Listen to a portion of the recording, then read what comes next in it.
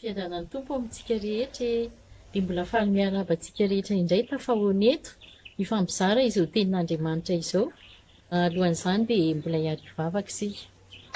Dia mbola misaotra sy midera ary mankalaza manome voninahitra anao izay dia tompo Andriamanitra tsara indrindra mbola afaka manatanteraka indray izao fizarana ny teninao izao. Mangataka aminao izay Jesosy ny fanahinao masina ny asa ao anatinay amin'izany teninao izany satria fantatrao tokoa efa sombotsombo ny fahalalànay tompo fa ianao ny hitari-dalana. Ary ny angatahanay dia mba tonga ny teninao hamaka tsara ao anatinay ka hitondra fampianarana vaovao anay isan'andro ahafantarana ny sitraponao. Dia mitenena tompo fa miaino izay mpanomponao. Amin'ny anaranao nanaovana sy nandrata an'izany vavaka izany. Amen. Ny tenin'Andriamanitra izay hovakintsika dia hitantsika ao amin'ny filazantsara ny Marka toko 9 andininy 4:30 ka hatramin'ny 7:30. Marka toko 9 andininy 4:30 ka hatramin'ny 7:30. Vakiana amin'ny anaran'i Jesosy ary nantsony anatiny azy ny vahoaka mba amin'ny mpianany dia hoy izy taminy: raha misy ta hanaraka dia aoka izy an-dani-tenany sy hitondra ny hazo fijaliana ka hanaraka. Fa na iza no hamonjy ny ainy dia havery azy, ary na iza no havery ny ainy noho ny amiko sy ny filazantsara dia hamonjy izany. Fa inona ny soa azon'ny olona raha mahazo izao tontolo izao aza kanefa very ny ainy? Fa inona no omen'ny olona ho takalo ny ainy? Fa na iza no menatra sy ny teniko amin'ity taranaka sady mijangajanga no manota ity dia homenatra azy kosa ny zanak'olona raha avy amin'ny voninahitry ny rainy mba amin'ny anjely masina. Ray masino, manamasinana amin'ny fahamarinana, ny teninao amin'ny fahamarinana. Amen. Talohan'izao tenin'Andriamanitra izao dia nilaza tamin'ny mpianatra ny amin'ny ijaliana sy ny hahafatesan'i Jesosy. Izany dia hitantsika eo amin'ny andininy 1:30 ka hatramin'ny 7:30. Eto anefa dia mbola nilaza zavatra sarotra tamin'izy ireo koa Jesosy, fa tsy maintsy hijaly ary mety ho faty koa azy ireo mpianany izay manaraka azy. Nosoritiny Jesosy ny fepetra takiana amin'ny toetra ilaina raha teo mpianatra tokoa ka ho mpanaradia azy. Tsy natao amin'ny mpianatra ihany izany fa ho an'ny vahoaka izay manaraka anazy ary ho antsika rehetra koa mba hahatonga antsika ho mpianany. Andeha ny jerevantsika ny andininy 4:30 izay mivaky toy izao amin'ny anaran'i Jesosy. Ary nantsony anatiny azy ny vahoaka mba ny mpianany dia hoy izy taminy: raha misy ta hanaraka dia aoka izy an-dani-tenany sy hitondra ny hazo fijaliany ka hanaraka. Ny hazo fijaliana moa dia efa iarahantsika rehetra mahalala fa mariky ny fahafatesan'i Jesosy nanora ny tenany ho famonjenantsika noho ny fahotantsika. Ny hazo fijaliana koa dia tandindo ny fahoriana, ny fijaliana, ny fahafatesana, ny fandavan'ny olona ary ny fandavana ny tena. Rehefa isika kristianina no nanakilanja ny hazo fijaliantsika ka manaraka ny Kristy dia kristianina vonona an-dani-tena tokoa.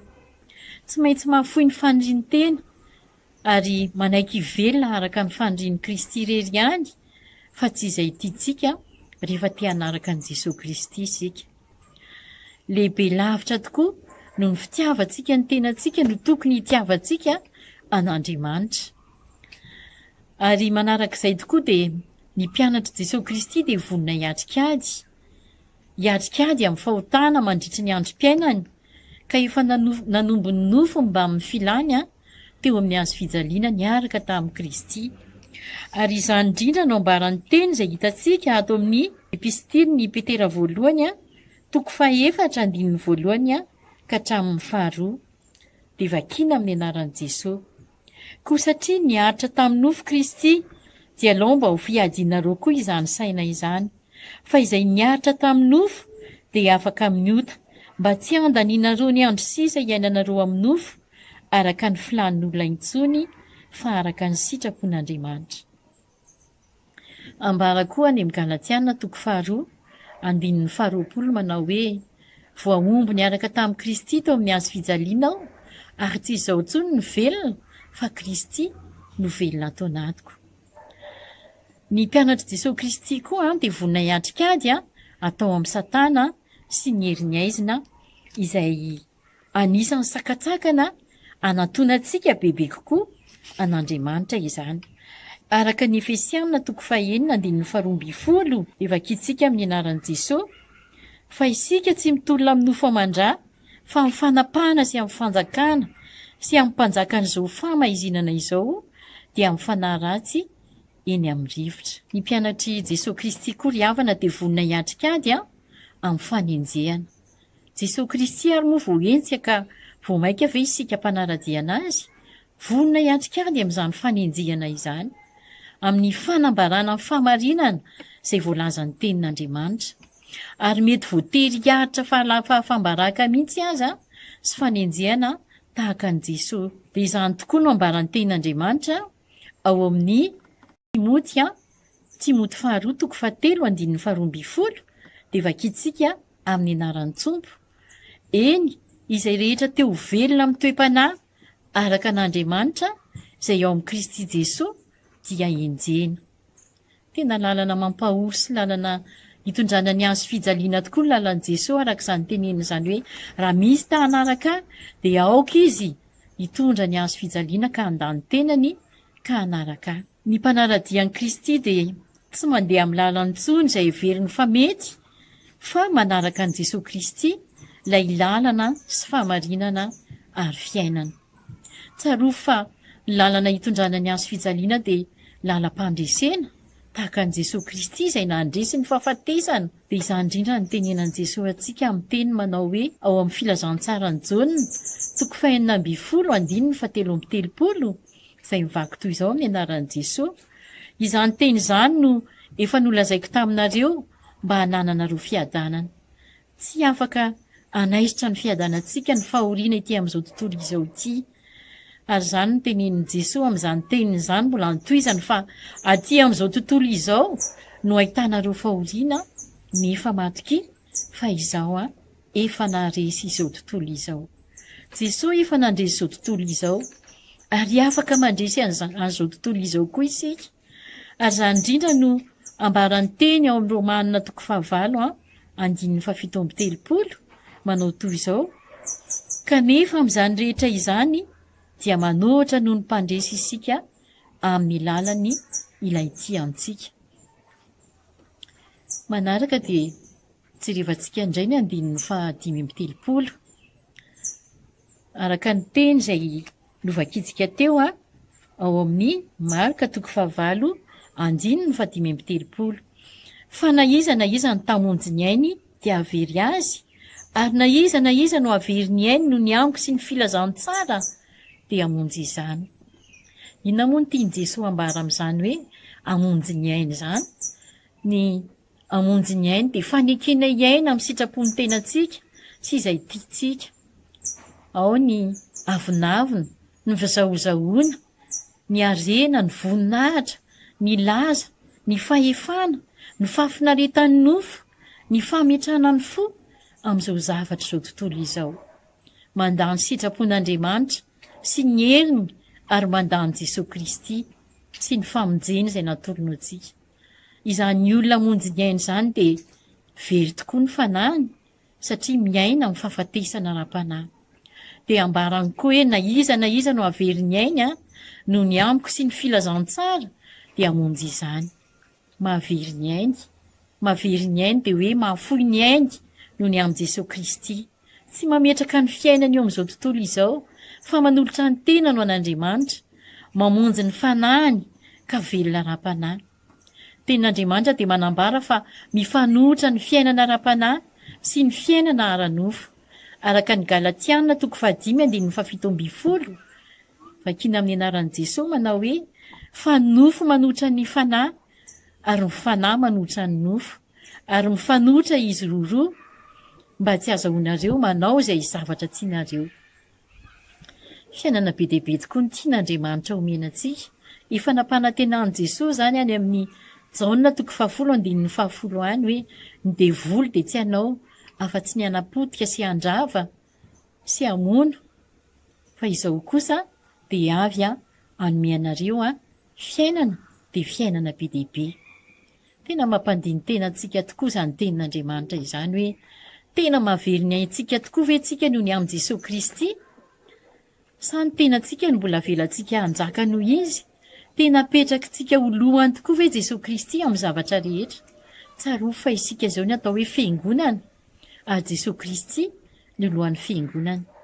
Ny tenin'Andriamanitra dia milaza ao amin'ny Matio 9:4 ao manao hoe tsy misy olona mahay manompotompo roa, fa na ny iray ho alany na ny iray ho tiany, na ny iray ho amavony na ny iray ombany. Tsy misy mahay manompo an'Andriamanitra sy mamona. Dia izany ny ambaran'ny teny koa amin'ity teny izay mbola jerevantsika ity ao amin'ny 9:30 hoe fa inona moa ny soa azon'ny olona raha mahazo izao tontolo izao kanefa very ny ainy, ary inona no atakarin'ny olona ny ainy? Ity tenin'Andriamanitra ity ny vavolombelona amintsika fa anisan'ity teny nomen'Andriamanitra nanolorako tena ho anazy, nanolorako tena bebe kokoa anazy. Misaotra anazy ny amin'ny fitahiana izay omeny sy harotsany isan'andro isan'andro, fa nampahafantariny koa hoe tsy izao aneny atao hoe fiainany, fa zavatra mandalo izao tsy maharitra, tsy azo ametrahana ny fo. Ary izany indrindra ny antsoiny hoe izy ny tena fiainana, ka natonga tapa-kevitra hoe anara-dian'i Jesosy. Tenin'Andriamanitra dia milaza fa inona tokoa moa ny soa azon'ny olona raha mahazo izao tontolo izao? Inona tokoa moa ny tombontsoa azon'ny olona raha hiasakazana daholo izao tontolo izao ka ametrahana ny fo? Kanefa ny vokatra izany dia very ny ainy, izany hoe very ny fanahiny tsy manana anjara any amin'ilay mandrakizay dia ny fiainana mandrakizay izay efa omanin'i Jesosy atsika. Hoy Jesosy hoe mitandrema ka miarova tena mba tsy ho azy ny fieremana ianareo, fa ny ain'ny olona dia tsy miankina amin'ny habetsahany ananany. Tahaka n'ilay lehilahy mpanan-karena izay voambara ato amin'ny tenin'Andriamanitra any amin'ny Lioka 12 any 9:20 ka hatramin'ny 1:20, izay nanana vokatra be tokoa izy ka nitady nanamboatra toerana amin'iriny ny vokatra. Dia hoy izy mantsy mifanahy hoe miadana tokoa izy ka misotro sy mihinana ary mifaly. Dia hoy Andriamanitra taminy, ry adala, raha ilaina aminao ny fanahinao dia ho aniza izay rehetra no arianao. Dia tahaka an'izany tokoa isika. Aza miariariana amin'izay zavatra hita maso fa aleo mikatsaka ny zavatra any ambony, dia tsy iza fa Andriamanitra izany. Fa tsy nitondra na inona na inona tsika ity amin'izao tontolo izao sady hita fa tsy hatondra na inona na inona. Tsy hatondra sika na tany ray metatra kare ary, tsy hatondra sika na vola 50 aza. Koa noho izany dia mitaona antsika hoe tena mandalo sy mielona tokoa ny androntsika ety, vetivety. Tena hitako hoe mihazakazaka mihitsy ny fotoana. Ka nahoana ny atakalo fafinaretana eto amin'ity fiainana mandalo ity, ny fiainana mandrakizay izay omen'Andriamanitra atsika.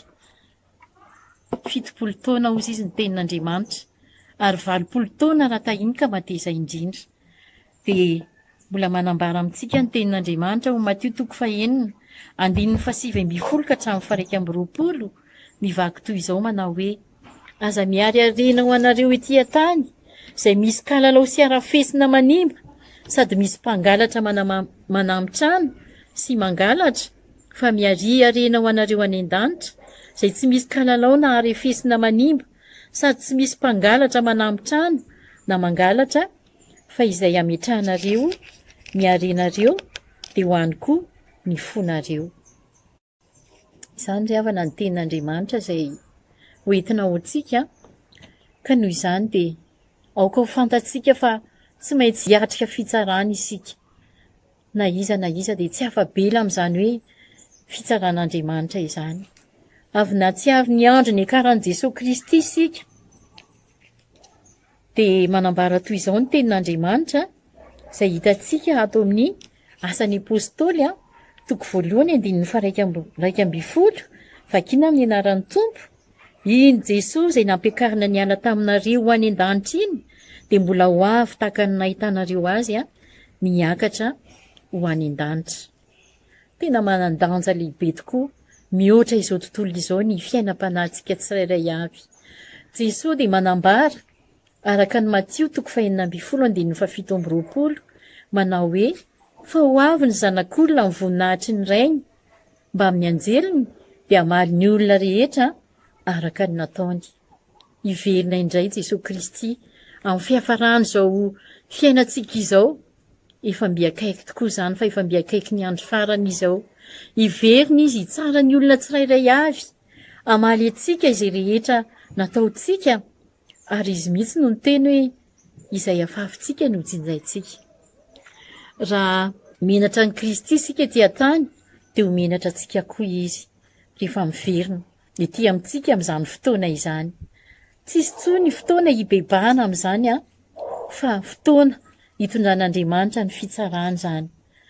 Dia teteny amintsika hoe aza menatra ny Jesosy Kristy, aza miafina manambara fa kristianina ianao, fa ny olona miaraka amin'ny Jesosy izany dia olona samy mijoro vavolombelona, ary tiany Jesosy ankatony teny hoe sahy mijoro vavolombelon'ny tompontsika. Raha misy zavatra nafoitsika teto tany noho ny fitiavantsika an'Andriamanitra dia tsaroa fahonerany be dia be izany any an-danitra. Ary izany tokoa no teneniny ao amin'ny Mattio 5:20 fakina amin'ny anaran'ny Tompo manao hoe hoy ny Tompo, tsara izany ry mpanompo tsara sady mahatoky, natoky tamin'ny kely ianao dia ho tendreko ho mpanapaka amin'ny be, midira amin'ny fifalian'ny tomponao. Teo an'Andriamanitra irery eny amin'ny voninahitra. Amen. Mbola harivavaka isika amaranana izao fotoana izao. Sotranao izay ry Andriamanitra rainay, ianao ilay rainay amin'ny alalan'i Jesosy Kristy tomponay.